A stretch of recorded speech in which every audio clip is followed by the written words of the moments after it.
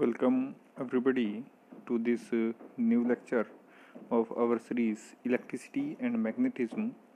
Today we will discuss another application of Gauss's law.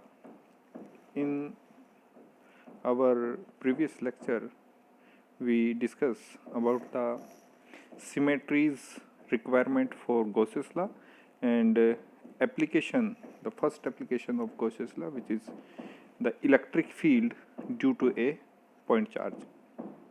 Okay, now we will discuss about the electric field due to an infinitely line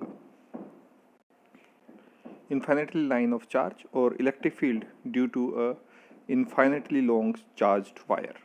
Okay, so let's see here.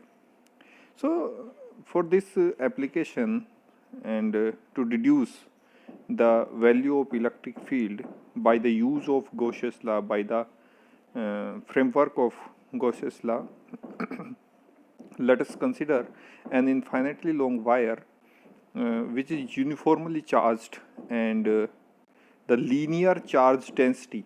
What is linear charge density is, you can see on your screen. This is the linear charge density lambda, because when you see at a thin wire, then you can imagine this thin wire as a infinitely long cylinder, because thickness of a thin wire is very small as compared to its length.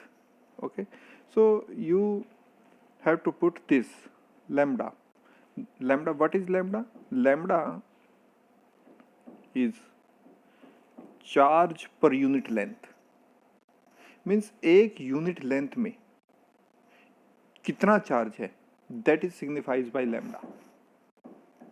Okay, for ये इसके बारे में हमने पहले भी एक discuss किया है कि जो हमारे पास मैक्सिमम वन डायमेंशनल फिगर्स हैं, जैसे कि हमारे पास वायर है, ठीक है, फॉर एग्जांपल, या तो उसके लिए हम जो चार्ज डेंसिटी की बात करते हैं, जब हमने कंटिन्यूस चार्ज डिस्ट्रीब्यूशन वाला टॉपिक डिस्कस किया था, उसमें भी ये डिस्कस हुआ था कि जो अगर हम किसी भी बॉडी के द्वारा एक्वायर चार्ज को डी क्यू कहें, ओके, तो अगर हम वन डायमेंशनल केस की बात करते हैं तो हमारे पास जो चार्ज की वैल्यू होगी वो होगी लैम्डा इंटू डी एल, यानी एक यूनिट लेंथ में, दिस इज हियर, एक यूनिट लेंथ में जितना चार्ज है वही क्या होगा, is equal to the charge density, और you can say is it in more conventionally way is linear charge density. Okay, so this is the concept. और यही बात अगर हम टू डायमेंशनल बॉडी के बारे में बात करें तो वहाँ लैम्डा की जो जगह है वो ले लेता है सिग्मा, और जो लेंथ है, चूँकि हम टू डायमेंशनल बॉडी की बात करेंगे तो वहाँ लेंथ नहीं सरफेस होगा, तो sigma into D A, that is. और अगर यही is also equal to D Q, और अगर वहीं हम किसी थ्री डायमेंशनल बॉडी की बात करें जैसे क्यूब या क्यूबॉइड, तो वहाँ जो सिग्मा या लैम्डा का प्लेस कहें तो वहाँ वो ले लेता है रो, और चूंकि हम यहाँ लेंथ के बारे में बात करें तो लेंथ सेगमेंट लिए, यहाँ हम सरफेस के बारे में बात करें तो सरफेस का सेगमेंट लिया, तो यहाँ हम बात करेंगे किसी वॉल्यूम सेगमेंट की, तो हम लेंगे एक वॉल्यूम सेगमेंट. ये इनफ्रिंजिबल लेंथ है, ये इनफ्रिंजिबल सरफेस है, ये इनफ्रिंजिबल वॉल्यूम है, and these are all equal to D Q. Okay, if you integrate them on both side, then you can get the value of total charge enclosed by that body, by that particular figure, and which is the very much requirement of Gauss's law, because you can all know that Gauss's law states that the flux passing through a closed surface is equal to 1 by epsilon naught time of total charge enclosed by that particular surface. Okay, so ये जो term है Q enclosed, ये कहाँ से हमें मिलेगी? Q enclosed हमें देगा dq, and integration of dq. And what is dq? In the case of one dimensional body, it is lambda dl. For the two dimensional body, it is sigma dA, and for the three dimensional body, it is rho d2. So this is the concept. You can put any value of these according to the situation of the question. If you have one dimensional figure, then you put dq equals to lambda dl. If you have two dimensional figure like a disk, you can put dq equals to sigma dA. And if you have a three dimensional figure, then you easily put rho d2 in place of dq, and you, in this way, you can easily calculate the q enclosed. And when you get q enclosed, then you put on the right hand side of Gauss's law, and flux passing through the closed surfaces of a body on the left hand side, and you can conclude the electric field due to any body, whether it is one dimensional, two dimensional, or three dimensional body. So today we will discuss about electric field, the calculation of electric field due to an infinitely line of charge. हमारे पास एक line of charge है, infinitely long है, यानी कि हमारे पास ऐसा आप समझ सकते हैं कि अगर हम पॉजिटिव चार्ज को लाइन मान रहे हैं ऐसा, तो इन्फाइनेटली लॉन्ग पॉजिटिव चार्ज की लाइन है. और अगर हम इसको नेगेटिव लाइन की लाइन मान रहे हैं तो ऐसा आप लिख सकते हैं. ये रीजन नहीं है कि आप इसे पॉजिटिव चार्ज से डिनोट करें या नेगेटिव चार्ज से. This is not the concept. ये केवल इलेक्ट्रिक फील्ड की डायरेक्शन को इफेक्ट करेगा, और वो आप जानते हैं कि पॉजिटिव चार्ज से हमेशा आउटवर्ड डायरेक्शन में होगी, परपेंडिकुलर टू द, और नेगेटिव चार्ज के लिए वो हमेशा इनवर्ड डायरेक्शन होगी, as you studied in the past by electric field lines. Okay, emerges from the positive charge and diverges in to the negative charge. So into the negative charge and outward from the positive charge. So this is the concept. Okay, तो हमारे पास एक infinitely long chain of charge है, या आप simply इसी topic को discuss कर सकते हैं electric field due to a infinitely long charged wire. यानी ये जो सीरीज है चार्ज की, आप इसको ऐसा भी कंसिडर कर सकते हैं कि एक वायर है जो यूनिफॉर्मली चार्ज्ड वायर है, और ये चार्ज्ड वायर ही हमारा, कैसे हम इसको कंसिडर कर सकते हैं, as a infinitely long chain of charges. Okay, so let us consider here an infinitely long wire which is uniformly charged. The linear charge density, concentrate about this line, linear charge density, that is charge per unit length in the wire, is lambda. Okay, here is, you can see here on your screen, the linear charge density here is of the wire is lambda, that is charge per unit length. एक unit length में कितना charge है. अगर आप ये कहते हैं कि एक यूनिट लेंथ में 2 कूलम चार्जेस हैं, द वैल्यू ऑफ, तो lambda equals to 2 coulomb per unit charge जितना भी. Okay, this is the concept. Now if the length L of the wire carry a charge Q, then linear charge density is given by this formula, lambda equals to Q by L, and that is the same formula. You multiplied it, Q equal to lambda L, you differentiate it, dq equal to lambda dl or dl.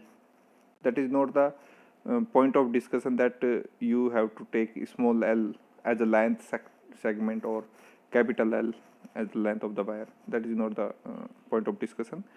So you get similar equation for the charge density. Okay, because we study here a one dimensional figure, then you have to be write dq as lambda dl, and when you integrate it on both sides, then dq convert into q and dl convert into l. Lambda is a constant, so out of the integration, so we can get this expression, and from this expression we can easily get this one, lambda equals to q by l, which is right on your screen as equation number first. Okay, so this is the equation number first. Okay. Now see this figure, this is very important again, because we study the Gauss's law, the application of Gauss's law, और अगर application of Gauss's law को हम study कर रहे हैं तो हमें ये पता होना चाहिए कि एक लाइन हमने गॉसियस लॉ के बारे में बहुत फेमस पढ़ी है कि Gauss's law is always true but not always useful. Why not always useful? Because Gauss's law requires a symmetry requirement. Okay, symmetry requirement इस तरह से कहिए आपकी, अगर हमारे पास कोई स्फेरिकल शेप की बॉडी है तो हमारे पास एक कॉन्सेंट्रिक स्फीयर हम उस पर ड्रा करते हैं. अगर हमारे पास कोई सिलेंड्रिकल बॉडी है तो एक हम कोएक्सियल सिलेंडर ड्रॉ करते हैं. और हमारे पास कोई सीट जैसी कोई चीज़ है तो हम उसको गॉसियन पिलबॉक्स हम वहाँ ड्रॉ करते हैं. You can all read about that in the previous lectures. Okay, so आपको कंसंट्रेट इस फिगर पे कहाँ करना है ये सुनिए. आपको कंसंट्रेट इस फिगर पे यहाँ करना है कि आपके पास ये इनफाइनाइटली लॉन्ग सिलेंड्रिकल वायर है, इनफाइनाइटली लॉन्ग सिलेंड्रिकल वायर है. और ये जो सिलेंड्रिकल वायर है ये पॉजिटिवली चार्ज्ड वायर है. ओके, हमारे पास ये इनफाइनाइटली लॉन्ग सिलेंड्रिकल वायर है. जो कि आप शेप की बात करें, अगर सिलेंड्रिकल शेप होती है वायर की, तो आप जानते हैं कि जो भी एक सिलेंडर, आप एक वायर को कंसीडर ऐसे कर सकते हैं. ये हमारे पास एक चूँकि हमने एक पॉजिटिवली चार्ज्ड वायर के बारे में हम बात कर रहे हैं, तो ये हमारे पास इस तरह से एक वायर को हम ऐसे कंसीडर कर सकते हैं कि ये हमारे पास एक वायर है, बहुत थिन, क्योंकि इतना थिन पॉसिबली नहीं आपको समझ में आएगा. तो एक वायर को आप ऐसे कंसीडर कर सकते हैं, एक वायर है हमारे पास इस तरह से, और ये कैरी करता है पॉजिटिव चार्ज को. और अगर यहाँ इस बॉडी पे हमें गॉसियस लॉ को अप्लाई करना है, तो गॉसियस लॉ को अप्लाई करने के लिए हमें क्या करना पड़ेगा, इसको कवर करना पड़ेगा गॉसियन सरफेस से, a surface which encloses this body. हमें इस बॉडी को गॉसियन सरफेस से कवर करना पड़ेगा, तभी हम फ्लक्स कैलकुलेट कर पाएंगे. ये रिक्वायरमेंट है गॉसियस लॉ की. तो आप ये जानते हैं कि इस वायर की जो शेप है वो एक सिलेंडर की तरह की शेप है. तो हमें क्या करना पड़ेगा, एक कोएक्सियल सिलेंडर ड्रॉ करना पड़ेगा. तो और वही कोएक्सियल सिलेंडर हमारा कहलाएगा गॉसियन सरफेस. और उसी गॉसियन सरफेस को यूज करते हुए हम इसके जो सरफेसेस हैं उनसे फ्लक्स जो पास आउट होगा उसको हम कैलकुलेट करेंगे. और फिर जो गॉसियस लॉ है उसकी इक्वेशन को यूज करके हम बता देंगे कि इस वायर से इतनी डिस्टेंस पर इलेक्ट्रिक फील्ड का स्ट्रेंथ कितना है. Okay, so let's see here. तो हमारे पास एक ये वायर है, क्योंकि ये इनफाइनाइटली लॉन्ग है, तो आप अपनी फिगर को देखें तो आपको एक डॉटेड डॉट्स नज़र आएंगे, ये इस साइड पे भी और इस साइड पे भी, और बीच में से सॉलिड एक लाइन है यहाँ से यहाँ तक, ये वाली सॉलिड लाइन. ऐसा क्यों किया गया? क्योंकि आपका टॉपिक ही है इनफाइनाइटली लाइन ऑफ चार्ज. तो इनफाइनाइट लाइन ऑफ चार्ज से मतलब ये है कि आपको ये पता ही नहीं है कि लेंथ कितनी है. इनफाइनाइट का मतलब यही तो है कि आपको ये पता ही नहीं है कि वो वायर जिसके विषय में आप बात कर रहे हैं वो कितना लंबा है. तो इसलिए दोनों किनारे पे, इस एंड पे भी और इस एंड पे भी, उस वायर को डॉटेड, लेंथ को डॉटेड करके बनाया गया है. यानी हमें ना उसका आगाज पता है ना अंजाम पता है, हमें केवल एक बीच का पोर्शन हमने यहाँ कंसिडर कर लिया और इसकी लेंथ को हमने मान लिया है स्मॉल एल. ओके, इस लेंथ को हमने, जो ये बीच वाली लेंथ है, इसको कंसिडर किया है हमने स्मॉल एल. तो ये जो चार्ज है, ये वाला, ये जो वायर है, इसके कारण हम इलेक्ट्रिक फील्ड की स्ट्रेंथ को फाइंड करेंगे, कोशिश करेंगे, और उसी को हम कह देंगे कि यही हमारे पास अन्य जगह पे भी, जितनी भी लंबा ये इन्फिनिटली लॉन्ग वायर है, सभी जगह इसकी जो आर डिस्टेंस पे, इस वायर से स्मॉल आर डिस्टेंस पे जो इलेक्ट्रिक फील्ड की स्ट्रेंथ होगी वो सेम होगी। Okay, so let's start. तो इसे स्टार्ट करने से पहले हम क्या करते हैं, क्योंकि इस वायर की जो शेप है वो एक सिलेंडर की तरह है, तो हम इसमें क्या करते हैं, एक कोएक्सियल सिलेंडर को इस तरह से ड्रॉ कर लेते हैं इसके चारों तरफ, ताकि इस बॉडी को, इस वायर को हम क्या कर सकें, इस गॉसियन सरफेस से क्लोज कर सके। क्योंकि गॉसियस लॉ में जब आप पढ़ते हैं कि integration E dot D S, केवल मैं लेफ्ट हैंड साइड की बात करूंगा, तो लेफ्ट हैंड साइड में आप देखें तो इंटीग्रेशन के ऊपर ये सर्कल लगा है, और ये सर्कल सिग्निफाइज करता है कि वो जो सरफेस है जिसके अगेंस्ट आप इंटीग्रेशन कर रहे हो वो कैसा सरफेस है, क्लोज्ड सरफेस है। तो जरूरी है कि ये जो हमने गॉसियन सरफेस ड्रॉ किया है ये कवर करता हो उस वायर को जो कि यूनिफॉर्मली चार्ज्ड है, और जिसके कारण हम इससे कुछ दूरी पर, कुछ डिस्टेंस पे इलेक्ट्रिक फील्ड को डिड्यूस करना चाहते हैं। ओके, सो ये हमारे पास एक गॉसियन सरफेस है, और इस गॉसियन सरफेस को हम इस गॉसियन सरफेस से होने वाले, गुजरने वाले टोटल फ्लक्स का कैलकुलेशन करेंगे। अब कैलकुलेशन कैसे करेंगे, सबसे पहले बात करते हैं इलेक्ट्रिक फील्ड की डायरेक्शन की, कि इलेक्ट्रिक फील्ड की डायरेक्शन क्या होगी। क्योंकि अगर हमने ये माना है कि ये जो वायर है ये पॉजिटिवली चार्ज्ड है, तो पॉजिटिवली चार्ज्ड से मतलब ये है कि यहाँ से जो इलेक्ट्रिक जो फील्ड लाइंस होंगी वो इमर्ज हो रही होंगी, ना कि डाइवर्जेज इन। पहला पॉइंट, ये तो बात हुई डायरेक्शन की। अब एंगल की बात कर लेते हैं कि किस एंगल पे होंगी, तो always perpendicular to the linear charge. Direction of electric field is always perpendicular to the linear charge, और any charge density you can easily say that, or means you can say more conveniently the linear charge perpendicular to the surface charge perpendicular to the volume charge, that's the concept। और दूसरी बात ये है कि आपको ये भी consider करना पड़ेगा कि आउटवर्ड है डायरेक्शन इलेक्ट्रिक फील्ड की या इनवर्ड है। तो आपको, चूंकि ये पॉजिटिवली चार्ज्ड वायर है, तो एक तो ये पक्की बात है कि यहाँ से जो इलेक्ट्रिक फील्ड लाइंस होंगी वो इमर्जिज होंगी, इमर्जिज आउट। ठीक है, तो इलेक्ट्रिक फील्ड की जो डायरेक्शन होगी वो कुछ इस तरह से होगी, ऐसे ऐसे ऐसे, यहाँ से भी इस तरह से।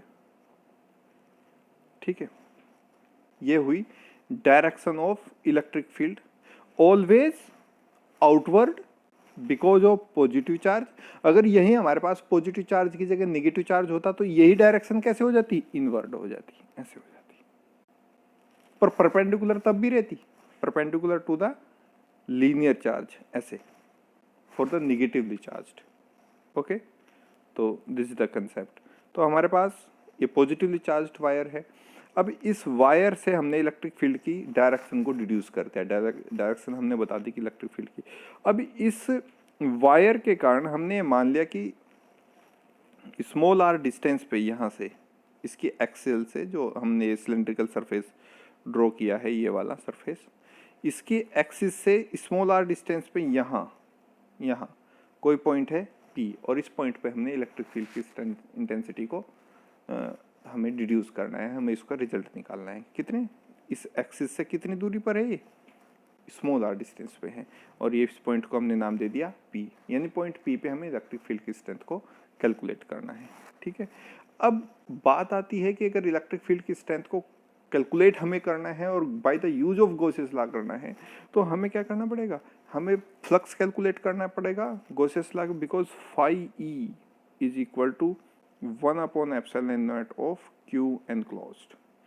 तो हमें अगर इसको यूज करना है, डिड्यूस करना है, तो हमें चाहिए लेफ्ट हैंड साइड पे फ्लक्स और राइट हैंड साइड पे Q इनक्लोज्ड। ओके, तो राइट हैंड साइड की बात जरा थोड़ी देर बाद करेंगे, अभी हम कंसंट्रेट करते हैं केवल किस पे, लेफ्ट हैंड साइड पे, यानी flux passing through the Gaussian surface. अब सरफेस जिससे फ्लक्स पास होगा वो किससे पास होगा, इस गॉसियन सरफेस से पास होगा जो आपने ड्रॉ किया है, ये जो बेलनाकार पृष्ठ, आप इसे गॉसियन पृष्ठ बोल सकते हैं। ठीक है, ये बेलनाकार जो गॉसियन पृष्ठ है इस पे आपको कंसंट्रेट करना पड़ेगा, बिकॉज आपको लेफ्ट हैंड साइड में क्या चाहिए, फ्लक्स चाहिए।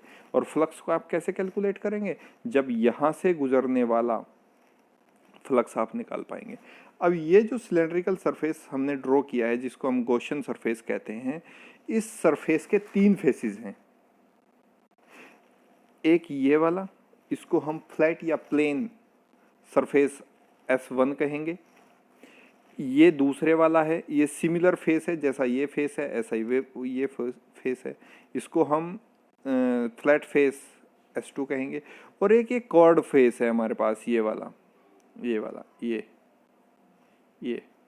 ये हमारे पास कॉर्ड फेस है, जिसका ये केवल ये आगे वाला हिस्सा हम इस तरह से ड्रॉ कर सकते हैं, इस तरह से, ये इस तरह से हम थोड़ा सा आपको समझ आ जाएगा। ये वाला हिस्सा हम इस तरह से इसको कवर कर सकते हैं, या हम इसको दिखा सकते हैं आपको ऐसे, ठीक है। अब आपको दिख रहा होगा हम किस हिस्से की बात कर रहे हैं, ये वाला, ये वक्र पृष्ठ जिसको हम बोलते हैं ये। तो फील्ड लाइन यहाँ से भी बाहर आ सकती है, बिकॉज पॉजिटिवली चार्ज्ड वायर है, यहाँ से फेस S1 से भी बाहर आ सकती हैं, यहाँ से फेस S2 से भी बाहर आ सकती हैं, और ये जो वक्र पृष्ठ है इसका यहाँ से भी बाहर आ सकती है। तो फील्ड लाइंस को हमें एक कवर करना पड़ेगा कि हमें कहाँ से फील्ड लाइंस को डिड्यूस करना है, ठीक है। और जब फील्ड लाइंस का हमें पता लग जाएगा तो वहाँ से हम फ्लक्स फाइंड आउट कर लेंगे, और फ्लक्स को इस इक्वेशन में रख के हम the value of the electric field at a distance r from the axis of this Gaussian surface और cylindrical surface आप easily calculate कर पाएंगे। So let's see on your screen now. So this is the body, this is the figure, you can see this. इसके इस figure में आपके पास ये wire है यहाँ बीच में, इसको आपने इस गॉसियन सरफेस से कवर कर दिया है। इस गॉसियन सरफेस की ये जो एक्सिल है, अब वायर से हमें मतलब नहीं रह जाता।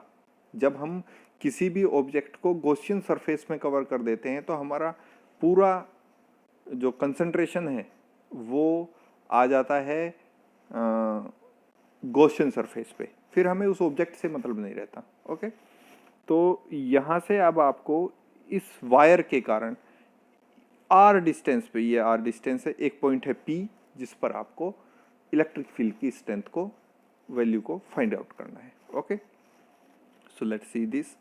तो हमारे पास यहाँ इस फिगर में 3 सरफेसेस हैं, एक ये वाला फ्लैट या प्लेन सरफेस कह सकते हैं इसको, एक दूसरा ये वाला जिसको हमने नाम दिया है S2, इसको भी आप फ्लैट या प्लेन सरफेस कह सकते हैं, और तीसरा है ये वाला, ये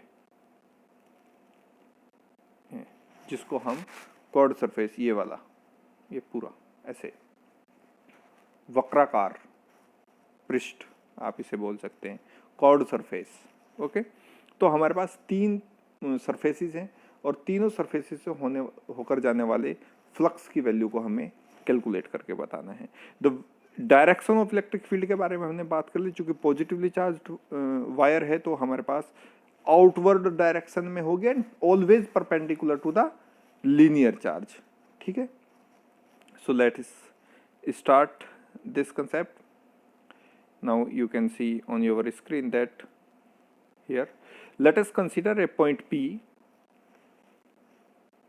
You can now, okay, yeah, let's consider a point P. Here is point P at a distance r from the wire at which we are trying to calculate the electric field strength. For the application of Gauss's law, let us draw a Gaussian surface to enclose the wire, or to draw the closed Gaussian surface. For this, let us consider a cylindrical Gaussian surface of length L, here is length L, and radius R. This is the radius of the Gaussian surface. Okay. The cylindrical Gaussian surface have 3 surfaces. First, these are 2 plane surfaces, and this one is this one is chord surface S3. So By the law of symmetry, the direction of the electric field is always perpendicular to the linear charge and also in the outward direction. You can see this, always perpendicular and outward to the linear charge. Okay. So now one by one we are trying to calculate the value of the flux passing through these three surfaces. The surface number 1 S1, surface number 2 S2 and surface number 3 S3. ठीक, तो let's start. So when you start, the angle between the direction of the electric field and infinitesimal surface element ds1 of the flat surface s1 is 90 degree. कैसे? देखिए, अब हमें केवल surface S1 पे concentrate करना है. ये हमारे पास सरफेस S1 है. इस सरफेस S1 का एक बहुत छोटा इन्फिनिटिजिबल सरफेस है ये वाला, और इसकी डायरेक्शन आपको पता है ऑलवेज परपेंडिकुलर रहती है to the plane of surface. Okay, तो अगर इसकी डायरेक्शन की बात करें तो इस डायरेक्शन में ये आउटवर्ड होगा. ठीक है, और अगर फील्ड की डायरेक्शन की बात करें तो ये इस तरफ है. अगर इन दोनों फिगर को मैं पास लेके आऊँ तो मेरे पास कुछ इस तरह का फिगर आउट होगा कि इस सरफेस को मैं यहाँ ड्रॉ कर देता हूँ, इसकी डायरेक्शन होगी ds1, और इलेक्ट्रिक फील्ड को मैं ठीक इसके ऊपर यहाँ ड्रॉ कर देता हूँ ऐसे. और मैं फिर इसको थोड़ा सा रिमूव करके देखूँ तो आपको नज़र आएगा कि इलेक्ट्रिक फील्ड की डायरेक्शन E और ds1 के बीच जो बनने वाला एंगल है ये कितना नजर आ रहा है आपको? 90 degree. The angle between the direction of electric field, because electric field की डायरेक्शन परपेंडिकुलर आउटवर्ड डायरेक्शन में है और ये इस तरफ आउटवर्ड है but perpendicular to the surface, always normal to the surface, जो इस डायरेक्शन में है. तो ये फिगर हमें ये बता रही कि इलेक्ट्रिक फील्ड की डायरेक्शन, और ये जो इन्फिनिटिजिबल वॉल्यूम हमने कंसीडर किया है जो किसका छोटा सा भाग है, इस सरफेस S1 का. तो अगर इस सरफेस S1 से होकर जाने वाला फ्लक्स हमें कैलकुलेट करना है तो हमें कैलकुलेट करना पड़ेगा. मान लीजिए इससे जाने वाला फ्लक्स है φ1, तो हमारे पास होता है closed line surface integral of E dot ds1 and this is surface integral dot product of two vectors a dot b. What is the result? ab cos theta. Then this result s1 e ds1 cos of theta. And what is the theta between these two vectors? Theta is 90 degree. So integration closed line integral E ds1 cos 90, and cos 90 is 0, so φ1 is 0.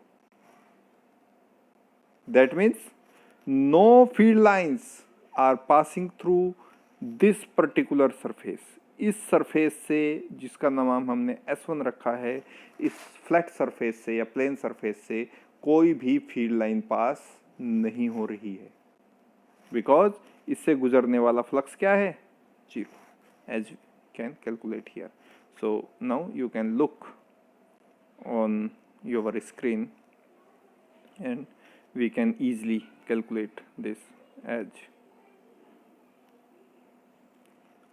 here is the angle between the direction of the electric field E and infinitesimal surface area ds1 is of surface S1 is 90 degree.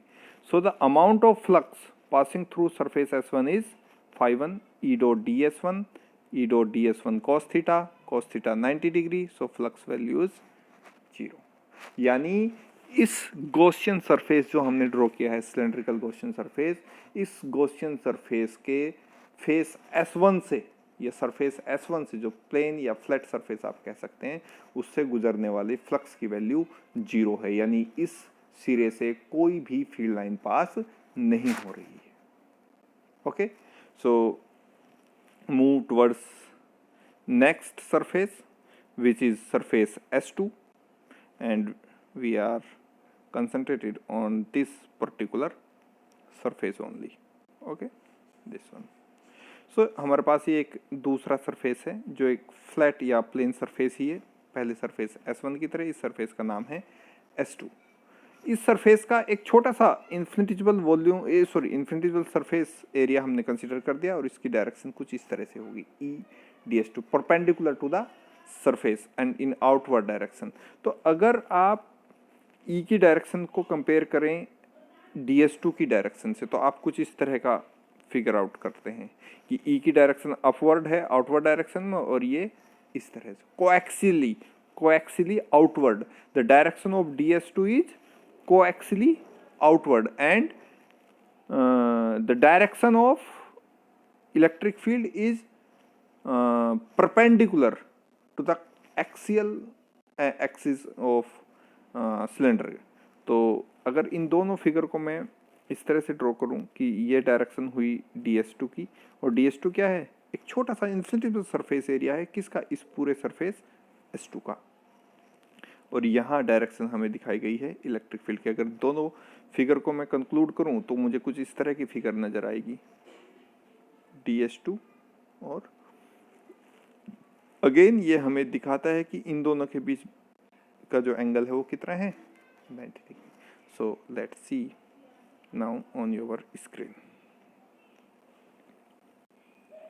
So the again the angle between the direction of electric field E and infinitesimal surface area ds2 of flat surface S2 is 90 degree.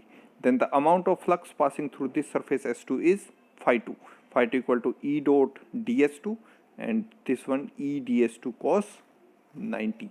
And what is cos 90? Cos 90 is always 0. So phi2 is 0.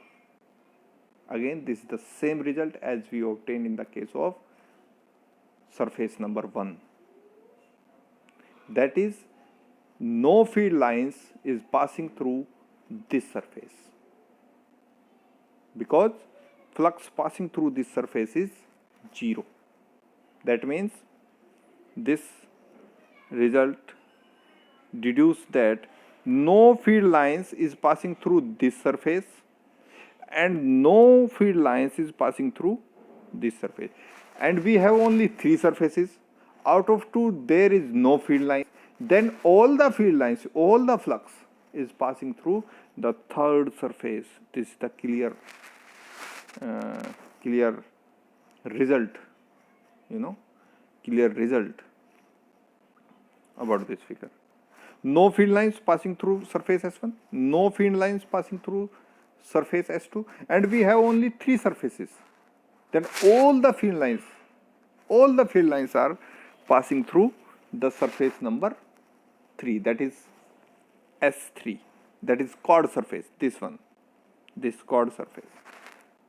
Okay, so let's move towards the surface number 3. Okay, now the angle between the electric field E, direction of electric field E, and infinitesimal surface area ds3 of cylindrical surface S3 is 0 degree. Why 0 degree? See on your screen now. This is the surface number S3 here. This is the infinitesimal area of this chord surface S3, which is known as ds3. Here is ds3. Okay, so direction of ds3 you can see here. Here direction of ds3 and direction of E is in the same direction. That is, the angle between these two vectors is 0 because these are parallel vectors. Okay, we studied vector in chapter number 1 or in our first lecture, but we use the property of lecture till now. So these topics are linked to each other. You can not see और say that कि आपको एक topic आता है और दूसरे को आप उससे लिंक्ड है, तो अगर आपको वही क्लियर नहीं है वेक्टर्स को, तो आप यहाँ ई डॉट डी एस को फाइंड आउट नहीं कर सकते. That is the concept. Okay, तो इन दोनों डायरेक्शंस के बीच में जो एंगल क्रिएट है वो 0 डिग्री है. Okay, so angle is 0 degree. Then the amount of flux passing through this cylindrical surface is phi 3. Phi 3 is this E dot ds3, and E dot ds3 is E ds cos 0. Why cos 0? Because the angle between the direction of electric field and infinitesimal surface area of chord surface S3 is 0 degree, and cos 0 is 1. So E dot ds dot 1, and now you can see in largely on your screen that phi 3 is equal to S3 closed surface integral of S3 E dot ds3 and E dot ds3 cos 0. So cos 0 is 1, and you can get this phi 3 equal to surface closed surface integral of E dot ds3. E is a constant, so out of the integration, and we can get integration S3 of ds3. Okay, what integration of ds3? What is ds3? ds3 is a infinitesimal surface area of chord surface S3. और ऐसे हम बहुत सारे surfaces को यहाँ draw कर सकते हैं और फिर उनका इंटीग्रेशन कर सकते हैं इस तरह से. ये हमारे पास फिगर है, इसको हमने ds3 हम यहाँ भी ds3 ड्रॉ कर सकते हैं, यहाँ भी ds3, यहाँ भी ds3, यहाँ भी, यहाँ भी, यहाँ भी, यहाँ भी. इस पूरे कॉर्ड सरफेस पे हम बहुत छोटे छोटे इन्फिनिटेसिमल वॉल्यूम को ड्रॉ कर सकते हैं ऐसे ड्रॉ कर.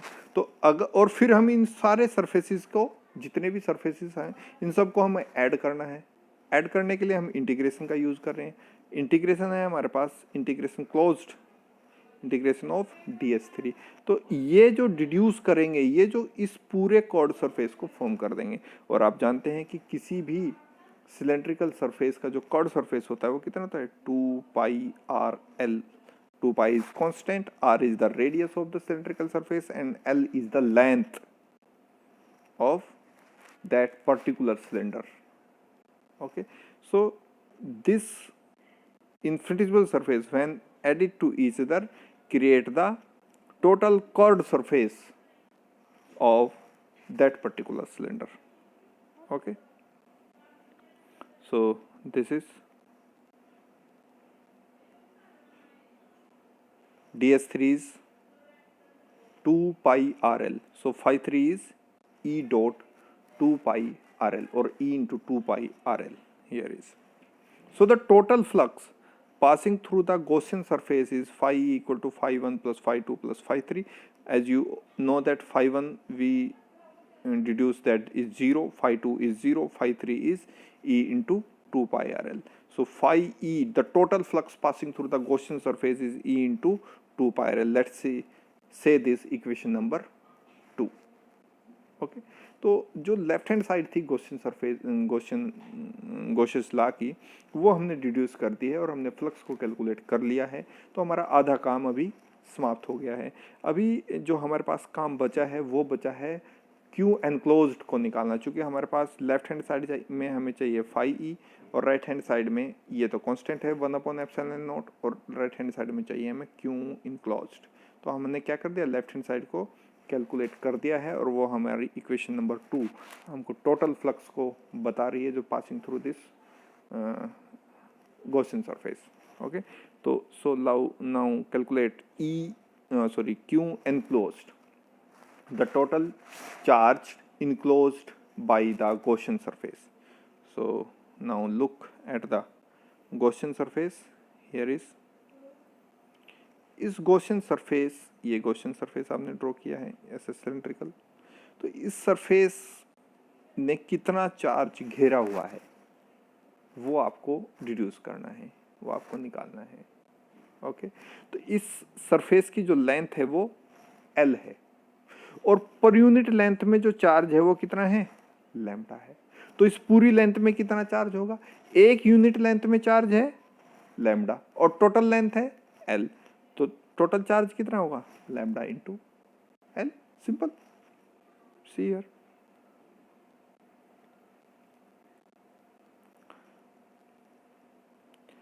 Now the total charge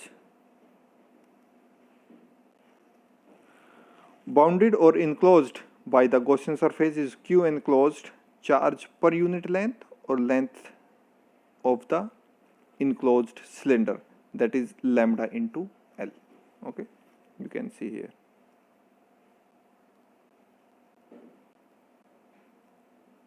Yeah, Q enclosed is equal to lambda into L. Why lambda? Because एक यूनिट लेंथ में कितना चार्ज है, लैम्ब्डा चार्ज है, और कितनी लेंथ है हमारे पास, टोटल L है, तो टोटल चार्ज कितना हो जाएगा, लैम्ब्डा इंटू L। ये उसी तरह का क्वेश्चन है जैसे हम बहुत छोटी कक्षा में करते थे कि एक पेन का मूल्य कितना है, 5 रुपये, तो 10 का कितना होगा, तो that is the same concept. एक यूनिट लेंथ में कितना चार्ज है, लैम्ब्डा, तो टोटल लेंथ कितनी है, L, तो टोटल चार्ज कितना होगा, लैम्ब्डा इंटू L। तो हमारे पास टोटल चार्ज जो होगा Q इनक्लोज्ड कितना आ गया, लैम्ब्डा 3, एंड से दिस इज इक्वेशन नंबर 3। तो जो गॉसियस लॉ का कंसेप्ट है उसके ऑलमोस्ट हमने दोनों पार्ट को डन कर दिया है, और जो flux passing through the closed surface वो भी हमने निकाल दिया है, और total charge enclosed in that Gaussian surface वो भी हमने निकाल दिया है। तो हम अब गॉसियस थ्योरम को अप्लाई करते हैं और वहाँ से अपने रिजल्ट को फाइंड आउट करने की कोशिश करते हैं। Okay, so according to Gauss's law the total flux passing or through the closed surface is 1 upon epsilon naught times the total charge enclosed in that particular surface. So phi E, the total flux, left hand side, 1 upon epsilon naught, same, and total charge enclosed is Q enclosed. Okay, so by the use of equation number 2 and 3 we can write, because 2 और 3 हमें equation number 2 हमें देगी flux की value, equation number 3 हमें देगी Q enclosed की value, और उसको हम इक्वेशन नंबर नेक्स्ट में हम इक्वेशन नंबर नहीं भी है तो कोई बात नहीं, तो इस इक्वेशन में हम पुट अप करके हमारे पास ये रिजल्ट आ जाएगा। Flux is E into 2πr, flux is E into 2πr, and Q enclose 1 upon epsilon not as we know that is constant 8.85 into 10 to the power -12 Coulomb square Newton meter square per Newton meter square. So lambda L here is lambda is L is cancelled out by this L, so E equal to, look at this expression here, you are remember with 2πr, and here is only lambda over epsilon naught, then you can write 2 pi epsilon naught and lambda over r. But this is the not right notation to write a electric field or a force in electrostatics or in EMT, electromagnetic theory, because हमारे पास जो maximum, जैसे हम coulombs law की बात करें तो force का हमारे पास एक्सप्रेशन आता है वो इस तरह से आता है 1/4 epsilon naught Q1 Q2 over r square. तो this formulation, this formulation 1/4 epsilon naught. तो अगर ऐसा हमको 2 एप्सिलॉन नॉट मिला तो हम इसमें क्या करते हैं, 2 से मल्टीप्लाई डिनोमिनेटर में, 2 से मल्टीप्लाई न्यूमिनेटर में करते हैं, और हमारे पास जो नीचे बनेगा इस 2 से मल्टीप्लाई करेंगे, 2 एप्सिलॉन नॉट क्या हो गया, 4 एप्सिलॉन नॉट, और 2 से जब न्यूमिनेटर में मल्टीप्लाई करेंगे तो ऊपर हो गया 2 lambda by R, and direction is in the R cap direction. Okay, तो यहाँ से आपको ये रिजल्ट फाइंड आउट होता है। The electric field due to a infinitely long chain of charges, or you can say that infinitely long charged wire. Okay, so equation number 3 gives that. Now we can deduce another factor related to this result is that you can put or you can calculate the electric field strength due to a point charge as E equal to 1 by 4 pi epsilon naught Q by R square. So relation, because these factors is constant, so E is goes with R like this. E is directly proportional to 1 by R square. But in this result, the electric field at a distance R from an infinitely long charged wire is not goes like E is directly proportional to 1 by R square. It is like as E is directly proportional to 1 by R. Okay, so this is the graph shows that strength of electric field decreases as the distance from the linear charge dense distribution is increased. जैसे जैसे आप दूर जाएंगे, यानी कि आप इस तरह से आप इस बात को समझ सकते हैं कि ये हमारे पास फिगर है और इस फिगर में आपने यहाँ डिस्टेंस r पे इलेक्ट्रिक फील्ड की स्ट्रेंथ को कैलकुलेट किया है. ओके, तो इलेक्ट्रिक फील्ड की स्ट्रेंथ को आपको कैलकुलेट कर दिया, से दिस इज E या और E1. और अगर आप अब थोड़ी सी और दूर इस पॉइंट पर और ये डिस्टेंस को आपने R2 कहा और यहाँ पर आपने इलेक्ट्रिक फील्ड की स्ट्रेंथ को कैलकुलेट किया E2, तो आपको ये कहना पड़ेगा कि E1 is always greater than E2. यानी जैसे जैसे आप इस पॉइंट इन क्वेश्चन या फिर उस चार्ज डिस्ट्रीब्यूशन से दूर जाएंगे वैसे वैसे इलेक्ट्रिक फील्ड की वैल्यू कम होती जाएंगी. एंड यही रिजल्ट हमें बता रहा है E is directly proportional to 1 by R. Graphically आप इसको इस तरह से ड्रॉ कर सकते हैं. You can draw this surface as this. On this surface we are taken electric field strength and on this is distance R. So when you near the origin, the electric field strength is maximum.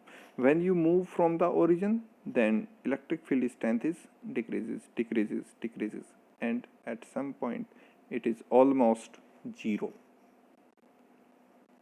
Okay, so this is the conclusion that we can obtain from this result, that E, the variation of E in accordance to the distance at which we are trying to obtain the electric field strength. The electric field strength is decreases as we move farther away from the charge distribution or continuous charge distribution. Okay. Now one more thing related to this one is also this is written as starred. The behavior of a charged cylindrical conductor for the outer points is as the total charge situated at its axis. जो हमारे पास एक cylindrical conductor अगर हमारे पास है तो उसका जो बिहेवियर है वो इस तरह का होता है कुछ कि जैसे पूरा का पूरा, और ये किसके लिए होता है, आउटर पॉइंट्स के लिए होता है, कि जैसे पूरा का पूरा जो डिस्ट्रीब्यूशन है चार्ज का वो उसके एक्सिस पे हो. For the outer points is always behaves like the total charge is situated at its axis. So the students, we are today discussed about the second application of Gauss's law, which is the electric field strength due to an infinitely long wire or infinitely chain of wire, you can say that, and we can deduce this result as our conclusion. And this graph shows the variation of electric field with the distance of electric field from the distribution of charge. So this is all for today. Meet you into the next one. Till then, thank you.